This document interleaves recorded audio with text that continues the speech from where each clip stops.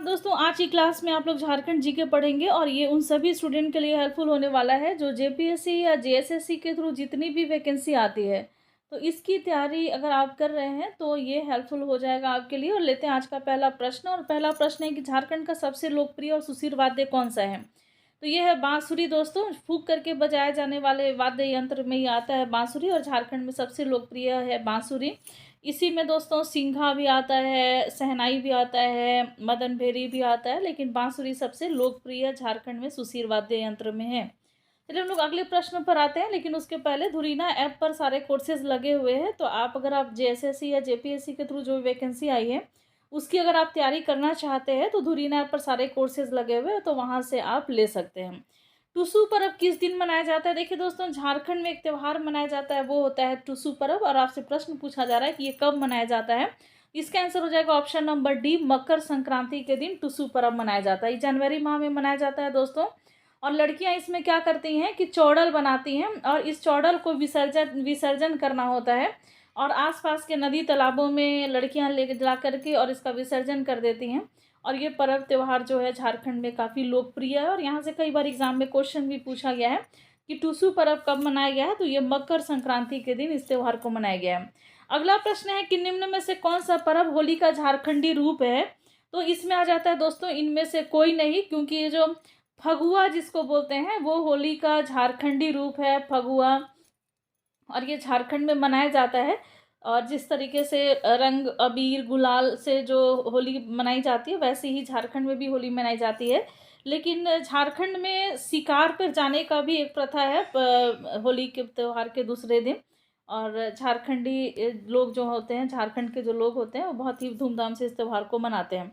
अगला प्रश्न है कि सावित्री पूर्ति किस खेल से जुड़ी हुई हैं। तो सावित्री पूर्ति का संबंध दोस्तों हॉकी से है।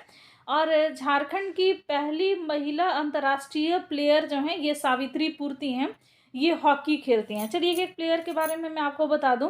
देखिए अष्टम उरांव ये फुटबॉल से संबंधित है झारखंड से। तीरंदाज से संबंधित है दोस्तों कोमोलिका बारी, दीपिका कुमारी जो है वो भी हैं। और भी बहुत सारे नाम हैं दोस्तों। क्रिकेट से संबंधित है शुभ लक्ष्मी, ये क्रिकेट खेलती हैं। और महेंद्र सिंह धोनी भी और सौरभ तिवारी ये सभी भी हैं। महिलाओं की बात करें तो शुभ लक्ष्मी जो है क्रिकेट प्लेयर झारखंड की काफ़ी लोकप्रिय। हजारीबाग से उनका संबंध है। और हॉकी में सावित्री पूर्ति, निकी प्रधान, सलीमा टेटे ये सभी नाम जो है काफ़ी लोकप्रिय हैं। चलिए सावित्री पूर्ति किस खेल से जुड़ी हुई है। तो ये हो जाता है हॉकी। अगला प्रश्न है कि सरहुल पर्व किस माह में मनाया जाता है। तो जो सरहुल पर्व है दोस्तों ये मनाया जाता है चैत माह में। और झारखंड में ये जो त्यौहार मनाया जाता है ये साल वृक्ष की इसमें पूजा की जाती है। और ये से भी प्रश्न पूछे जाते हैं कि वो कौन सा त्यौहार होता है जिसमें साल वृक्ष की पूजा, या फिर ये भी प्रश्न आ सकता है कि सरई के फूल की पूजा की जाती है। और ये माह होता है कौन सा, चैत का माह होता है। बसंतोत्सव के रूप में भी इस त्यौहार को मनाया जाता है। और झारखंड में इसका अलग अलग नाम भी होता है, जैसे किसी जनजाति में इसको खद्दी कहते हैं, किसी में बाहा कहा जाता है। तो सरहुल पर्व किस माह में मनाया जाता है। तो ये चैत माह में मनाया जाता है। निम्न में से किसे झारखंडी वायलिन के नाम से जाना जाता है। देखिए दोस्तों झारखंड में एक वाद्य यंत्र है जिसको झारखंडी वायलिन कहते हैं। ये होता है केंद्रीय वाद्य यंत्र जो होता है ये इसको झारखंड वायलिन कहते हैं। छऊ नृत्य का प्रदर्शन सर्वप्रथम विदेश में कब हुआ था। तो जो छऊ नृत्य है दोस्तों ये झारखंड के सरायकेला खरसावां जो है वो इसके लिए जाना जाता है। और ये झारखंड का सरायकेला खरसावां छऊ नृत्य के लिए। लेकिन इसका जो विदेश में सबसे पहला प्रदर्शन हुआ था ये हुआ था 1938 ईस्वी में। यहाँ के राजकुमार थे ये सुधेंदु नारायण सिंह, इन्होंने ही सबसे पहला इसका विदेश में प्रदर्शन कराया था। और छऊ नृत्य शास्त्रीय नृत्यों में भी शामिल है और इसके कई अलग अलग जैसे मयूरभंज छऊ, पुरुलिया छऊ, सरायकेला छऊ, अलग अलग नाम से इसको अलग अलग जगह पर इनको जाना जाता है। उड़ीसा, पश्चिम बंगाल, झारखंड में ये नृत्य काफ़ी प्रचलित है और मुखौटा पहन करके इस नृत्य को किया जाता है। तिलका मांझी का वास्तविक नाम क्या है। तो तिलका मांझी को हम लोग दोस्तों जबरा पहाड़िया के नाम से भी जानते हैं। तो इसका आंसर क्या हो जाएगा option number C, Tilka Manjhi. ये दोस्तों तिलका मांझी को आदि विद्रोही के नाम से भी हम लोग जानते हैं। और 1784-85 में इनका जो तिलका मांझी का विद्रोह हुआ था इस समय में 85 में इनको 1785 में इनको फांसी हो गई थी। और फांसी इनको लग गई थी क्योंकि इन्होंने क्लीवलैंड की हत्या कर दी थी दोस्तों। और ये है तिलका मांझी, जिनको आदि विद्रोही और जबरा पहाड़िया के नाम से भी जाना जाता है। अगला प्रश्न है, गिरिडीह जिला के किस स्थल पर श्वेतांबरी जैन का तीर्थ स्थल है? तो जो गिरिडीह है दोस्तों, यहाँ पर मधुबन है। और ऐसे झारखंड का जो पारसनाथ है दोस्तों, ये भी झारखंड में जैनियों का मक्का के नाम से भी इसको जाना जाता है, मक्का। और ये भी जैन धर्म के लिए ये प्रचलित है। और यहीं पर गिरिडीह में ये भी है, और गिरिडीह में मधुबन भी है, और मधुबन में श्वेतांबरी जैन का ये तीर्थ स्थल है प्रमुख रूप से। और ये हो जाएगा ऑप्शन नंबर ए जो है ये सही आंसर है। चलिए आगे बढ़ते हैं, अगले प्रश्न पर आते हैं।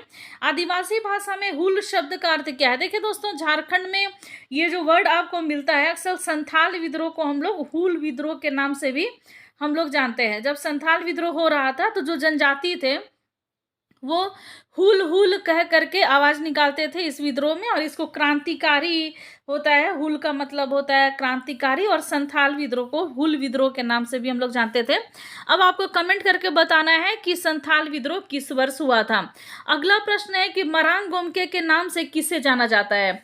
तो देखिए दोस्तों, यहाँ जितने भी नाम है सबका कोई ना कोई उपनाम है। जैसे कि अब ये जयपाल सिंह मुंडा, इनको हम लोग मरांग गोमके के नाम से या बड़े गुरुजी के नाम से भी हम लोग जानते हैं। तो ये इसका आंसर तो मरांग गोमके यानी कि जयपाल सिंह मुंडा। दिशोम गुरु के नाम से हम लोग शिबू सोरेन को जानते हैं। धरती आबा जो है बिरसा मुंडा। जतरा उरांव जो हैं इनको हम लोग जतरा भगत के नाम से भी जानते हैं। और ये जो टाना भगत आंदोलन हुआ था उसका नेतृत्व कर रहे थे बिरसा मुंडा। मुंडा विद्रोह का या उलगुलान विद्रोह का नेतृत्व कर रहे थे। शिबू सोरेन जो है धनकटनी आंदोलन जो हुआ था उसमें भी इन्होंने बढ़ चढ़ के हिस्सा लिया था, और इन्होंने जेएमएम की स्थापना भी करी थी। और शिबू सोरेन ने सुनोद संथाल समाज का भी स्थापना किया था। अभी वर्तमान में जेएमएम के अध्यक्ष अभी यही है शिबू सोरेन। जयपाल सिंह मुंडा ने झारखंड पार्टी का गठन किया था, और झारखंड राज्य निर्माण आंदोलन में इनकी भूमिका रही है। और हॉकी के महत्वपूर्ण प्लेयर भी रह चुके हैं, और इनके समय में ही भारत को पहली बार हॉकी में स्वर्ण पदक 1928 ईस्वी में एम्स्टर्डम में जब ओलंपिक खेला जा रहा था, उसमें भारत को ओलंपिक में सबसे पहला स्वर्ण पदक हॉकी में दिलाया गया था, और ये जयपाल सिंह मुंडा उसके कप्तान थे। किस वर्ष झारखंड में जमींदारी पुलिस की शुरुआत हुई थी? तो ये वर्ष है दोस्तों 1809 ईस्वी। ऑप्शन नंबर डी जो है इसका सही आंसर है। जमींदारी पुलिस की शुरुआत हो गई थी 1809 ईस्वी में। शेख भिखारी को फांसी कब दी गई थी? देखिए दोस्तों, शेख भिखारी जो हैं ये इनका संबंध 1857 ईस्वी की क्रांति से रहा है, और इनको फांसी हुई थी क्योंकि 1857 ईस्वी की क्रांति के बहुत सारे जो नेतृत्वकर्ता थे जो नेतृत्व कर रहे थे, तो जैसे कि नाम आता है विश्वनाथ शाही या पांडे गणपत राय या फिर नीलांबर पीतांबर जो बंधु थे वो हो गए। तो इन सबको फांसी हुई थी। तो 8 जनवरी 1858 ईस्वी को शेख भिखारी टिकैत उरांव सिंह जो थे उनके दीवान थे, और 8 जनवरी 1858 ईस्वी को इनकी फांसी हो गई थी। टिकैत उरांव सिंह और शेख भिखारी जो थे और मांझी जो है उधर से वो नेतृत्व कर रहे थे 1857 ईस्वी की क्रांति का। चलिए हम लोग अगले प्रश्न पर आते हैं। पहला पंचवर्षीय योजना के अंतर्गत सन 1951 ईस्वी में भारत का उर्वरक कारखाना कहाँ स्थापित है? तो धनबाद में एक जगह है दोस्तों सिंदरी। तो धनबाद के सिंदरी में पहला उर्वरक कारखाना स्थापित किया गया। वर्ष था 1951 ईस्वी। और धनबाद को हम लोग कोयला नगरी के नाम से भी जानते हैं, और 1956 ईस्वी में धनबाद की स्थापना हुई और कोयला नगरी के नाम से ये विख्यात है। और यहीं पर मैथन डैम भी आपको धनबाद में मिलेगा। और एक और बहुत महत्वपूर्ण डैम है, आप उसका नाम कमेंट करके ज़रूर बताइएगा। ये जो सिंदरी है यहीं पर पहला उर्वरक कारखाना 1951 ईस्वी में धनबाद में खोला गया था। चलिए अब अगला प्रश्न लेते हैं। कार्ल मार्क्स ने अपनी पुस्तक the notes of Indian history में किस विद्रोह को प्रथम जन क्रांति का संज्ञा दिया था? तो ये संथाल विद्रोह दोस्तों 1855 ईस्वी में संथाल विद्रोह हुआ था, और इसी को हम लोग हुल विद्रोह के नाम से भी जानते हैं। सिद्धू कान्हू चांद भैरव जो थे इसके प्रमुख नेतृत्वकर्ता थे, और 1855 ईस्वी में ये संथाल विद्रोह हुआ था, और इसको ही प्रथम जन क्रांति की संज्ञा जो है कार्ल मार्क्स ने दी थी। चलिए, रांची में संपन्न 34वां नेशनल गेम का शुभंकर क्या है? तो इसका शुभंकर है दोस्तों ऑप्शन नंबर बी छौआ। और ये जो नेशनल गेम हुआ था झारखंड में ये 34वां नेशनल गेम हुआ था, और अगला प्रश्न हम लेते हैं, टिस्को का नाम बदल करके क्या कर दिया गया है। तो टिस्को का नाम बदल करके दोस्तों अभी हम लोग इसको टाटा स्टील के नाम से जानते हैं। टिस्को की स्थापना हुई थी 1907 ईस्वी में स्वर्णरेखा और खरकई नदी के संगम पर टिस्को की स्थापना की गई थी। अगला प्रश्न है कि झारखंड का सबसे बड़ा ताप विद्युत संयंत्र ये कौन सा है, ये आपको बताना है। तो ये तेनूघाट, पतरातू, बोकारो या चंद्रपुरा। तो सबसे बड़ा ताप विद्युत संयंत्र जो है झारखंड का वो है दोस्तों पतरातू। और ये कहाँ पर है दोस्तों, तो ये पतरातू जो है ये रामगढ़ जिला में आता है। और पतरातू वैली जो है ये आपको रांची से जब आप जाएंगे रामगढ़ के तरफ तो ये वैली आपको मिलेगी, पतरातू वैली। और पतरातू में सबसे बड़ा झारखंड का ताप विद्युत संयंत्र जो है ये बनाया गया है। पतरातू डैम जो है वो किस नदी पर बना हुआ है, ये प्रश्न एक एग्ज़ाम में पूछा गया है अभी वर्तमान में। और आप सभी कमेंट करके मुझे बताइए कि उस कौन से डैम, ये जो पतरातू डैम है वो किस नदी पर बना हुआ ये डैम है। चलिए आगे बढ़ते हैं, अगले प्रश्न पर आते हैं। साहित्य अकादमी पुरस्कार 2021 निरंजन हंसदा को उनकी पुस्तक माने रहना अरहंगा यानी ये कविता संग्रह इसके लिए दिया गया है, वे किस भाषा से संबंधित है। ये दोस्तों संथाली भाषा की ये किताब है, माने रहना अरहंगा ये कविता संग्रह है और संथाली भाषा का। और इसी किताब के लिए निरंजन हांसदा को साहित्य अकादमी पुरस्कार 2021 से सम्मानित किया गया है। बोकारो इस्पात कारखाने में उत्पादन कब से प्रारंभ हुआ। तो जो बोकारो इस्पात कारखाना है दोस्तों इसकी स्थापना हुई थी दोस्तों 1964 ईस्वी में, 1964 में। और इसको झरिया से कोयले की प्राप्ति हो जाती है। और जब कोयला लेकर के जब लौह इस्पात कारखाना ये टिस्को में जब आता है तो यहाँ से जब ट्रेन वापस लौटती है तो उसमें लौह अयस्क जो होते हैं वो यहाँ से जाते हैं। और ये इस कारखाना में उत्पादन अगर आरंभ हुआ, ये प्रश्न आपसे पूछा जा रहा है, तो ये वर्ष था 1972 इसमें। चलिए हम लोग आगे बढ़ते हैं, अगले प्रश्न पर आते हैं। निम्न में से कौन झारखंड का प्राचीनतम वाद्य यंत्र है। तो ये सबसे प्राचीनतम वाद्य यंत्र अगर पूछा जाए तो ये मांदर है। सबसे ज़्यादा लोकप्रिय सुशील वाद्य यंत्र से प्रश्न मैंने पूछा था तो वो बांसुरी है। और झारखंडी वायलिन के नाम से किसको जाना जाता है, अगर ये प्रश्न आता है तो आप उसको कहेंगे केंद्रा। और ये झारखंड का सबसे प्राचीनतम वाद्य यंत्र आता है दोस्तों तो ये मांदर हो जाता है। झारखंड में मांदर जो है ये काफ़ी लोकप्रिय वाद्य यंत्र है, इस तरीके का होता है। और मुझे लगता है कि झारखंड के अधिकतर घर में आपको ये मांदर मिल जाएगा। झारखंड में मुख्यमंत्री दाल भात योजना यानी कि गुरुजी किचन योजना किस वर्ष आरंभ किया गया था, ये प्रश्न आपसे पूछा जा रहा है। ये वर्ष था दोस्तों 2011 ईस्वी। और देखिए दाल भात योजना को मुख्यमंत्री कैंटीन योजना रघुवर दास की सरकार में रखा गया, इसका नाम मुख्यमंत्री कैंटीन योजना। और हेमंत सोरेन जी की जो सरकार है अभी, माननीय मुख्यमंत्री हेमंत सोरेन जी की सरकार में इसको गुरुजी किचन योजना के नाम से इसको जाना जाता है। और 2011 में इसकी शुरुआत हुई थी, नाम था इसका दाल भात योजना। इसमें 5 रुपये में आप जो पेट भर के जो खाना होता है वो इसमें खिलाया जाता है, चावल दाल और सब्जी। और कई देखिए 2011 से 2023 तक ये योजना कंटिन्यू है। इससे अधिकतर जो परिवार हैं, गरीब परिवार, वो लाभान्वित होते हैं। जमशेदपुर इस्पात कारखाना में उत्पादन कब शुरू हुआ, अगर ये प्रश्न पूछा जाए तो 1911। और ये जो जमशेदपुर में जो इस्पात कारखाना जो स्वर्णरेखा खरकई नदी के संगम पे खुला था ये 1907 में, और टाटा स्टील के नाम से अभी वर्तमान में हम लोग इसको जानते हैं। चलिए आगे बढ़ते हैं, अगले प्रश्न पर आते हैं। झारखंड का जो प्रथम दूरदर्शन केंद्र रांची में कब स्थापित हुआ था, ये वर्ष आपको बताना है कि सबसे पहला दूरदर्शन केंद्र कब हुआ था। तो ये वर्ष था 1984 ईस्वी जब दूरदर्शन केंद्र झारखंड में खोला गया था। Tata iron and steel company की स्थापना कब हुई है, तो Tata iron and steel company 1907 ईस्वी में, यानी कि टिस्को की स्थापना हुई है 1907 ईस्वी में। चलिए आगे बढ़ते हैं, हम लोग अगले प्रश्न पर आते हैं। झारखंड राज्य का पहला विद्युत संयंत्र कहाँ पर स्थापित है। तो दोस्तों ये स्थापित है ऑप्शन नंबर ए तिलैया में। तिलैया जो है ये बराकर नदी पर है। और ये तिलैया जो अगर जिला आपसे पूछा जाए तो ये जिला आता है दोस्तों ये कोडरमा में ये तिलैया डैम है। और तिलैया बांध जो है ये बराकर नदी पर बना हुआ है, ये सारे प्रश्न भी पूछा जाता है।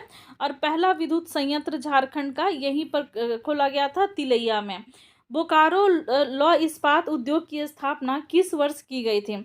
तो बोकारो में जो लौह इस्पात कारखाना जिसमें उत्पादन शुरू हो गया था 1972 ईस्वी में, इसकी स्थापना ऑप्शन नंबर सी 1964 ईस्वी में हुआ था, इसकी स्थापना की गई थी और रूस देश के सहयोग से इसकी स्थापना की गई थी। और अभी सेल के अंतर्गत ये कार्यरत है।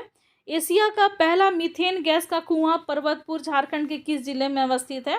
तो ये पहला मीथेन गैस का जो कुआं है पर्वतपुर, ये बोकारो में अवस्थित है। ऑप्शन नंबर डी जो है इसका सही आंसर होगा दोस्तों, ऑप्शन नंबर डी। रांची में स्थापित फाउंड्री फोर्ज प्लांट जो है इसकी स्थापना किस देश के सहयोग से? देखिए दोस्तों, HEC जो है ये इसकी स्थापना हुई थी HEC 1958 ईस्वी में, 58 में। और ये HEC जो है ये हेवी इंजीनियरिंग कॉरपोरेशन के नाम से इसको जाना जाता है और ये रांची में स्थापित किया गया था।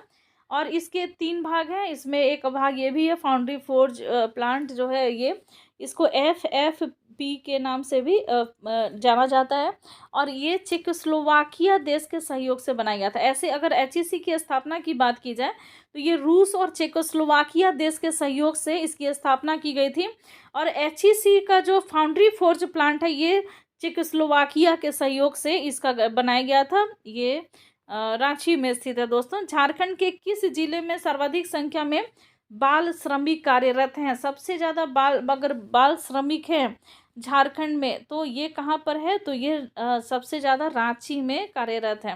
Ranchi, option number C. Ranchi की स्थापना किस वर्ष हुई थी? कमेंट करके आप मुझे बताएंगे। अगला प्रश्न है कि झारखंड की औद्योगिक राजधानी किस शहर को जाना जाता है? तो हम लोग जमशेदपुर को, जो कि पूर्वी सिंहभूम जिला में आता है और पूर्वी सिंहभूम में है दोस्तों। और इस तरफ जो आपको खनिज मिलेगा तो वो खनिज है आपका तांबा, यूरेनियम आपको प्रचुर मात्रा में इधर मिलते हैं और इधर ही आपका लौह इस्पात कारखाना भी स्थापित है। घाटशिला जो नाम सुनते होंगे तांबा के लिए जाना जाता है, वो इसी पूर्वी सिंहभूम में ही है दोस्तों। ये सारे प्रश्न जो हैं बहुत ही मतलब यूं ही ये सारे प्रश्न ऐसे ही पूछ लिए जाते हैं और ये बेसिक है। अगर इतना आप लोग जान लिए ना, समझिए कि झारखंड जीके का बेस आपका स्ट्रांग है। झारखंड के किस जिले में बाजरा का सर्वाधिक उत्पादन होता है? तो बाजरा सबसे अधिक दोस्तों, अगर मोटे अनाज की बात की जाए तो हजारीबाग में बाजरा का उत्पादन सबसे ज़्यादा होता है, हजारीबाग में। अगर धान के उत्पादन की बात की जाए तो पश्चिमी सिंहभूम, और गेहूं की बात की जाए तो दोस्तों पलामू, दलहन भी पलामू, तिलहन भी पलामू।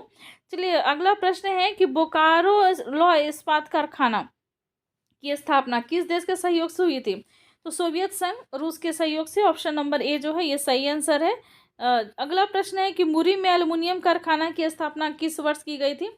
1938 ईस्वी में। मुरी जो है दोस्तों ये रांची में स्थित है और एल्युमिनियम का कारखाना के लिए ये मुरी जाना जाता है। और इसका जो अयस्क है वो है बॉक्साइट, और ये बॉक्साइट झारखंड में आपको मिलेगा। इधर जब आप पाट क्षेत्र में आप आइएगा तो इधर ही आपको बॉक्साइट आपको झारखंड में ज़्यादा मिलेगा। चलिए आगे बढ़ते अगले प्रश्न पर आते हैं।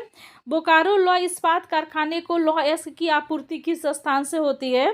तो क्योंझर, बेलाडीला, मंगरू का, देखिए मंगरू का पहाड़ जो ये बॉक्साइट के लिए जाना जाता है। तो बोकारो लौह इस्पात कारखाना जो है इसको लोहे की प्राप्ति जो है क्योंझर से होती है। क्योंझर कहाँ पर है दोस्तों? ये उड़ीसा जब आप आएंगे ना तो वहीं पर आपको क्योंझर और लोहा के लिए जाना जाता है। चलिए आगे बढ़ते हैं, अगले प्रश्न पर आते हैं। झारखंड का हाइडल प्रोजेक्ट जो है किस स्थान पर है? तो ये तिलैया में झारखंड का हाइडल पावर प्रोजेक्ट जो है वो तिलैया में है। ये सब NH वाला प्रश्न छोड़ देते हैं। देखिए अगला प्रश्न है कि राजमहल ट्रैप का सृजन किस काल में हुआ था? तो जुरासिक काल में हुआ था, ऑप्शन नंबर ए।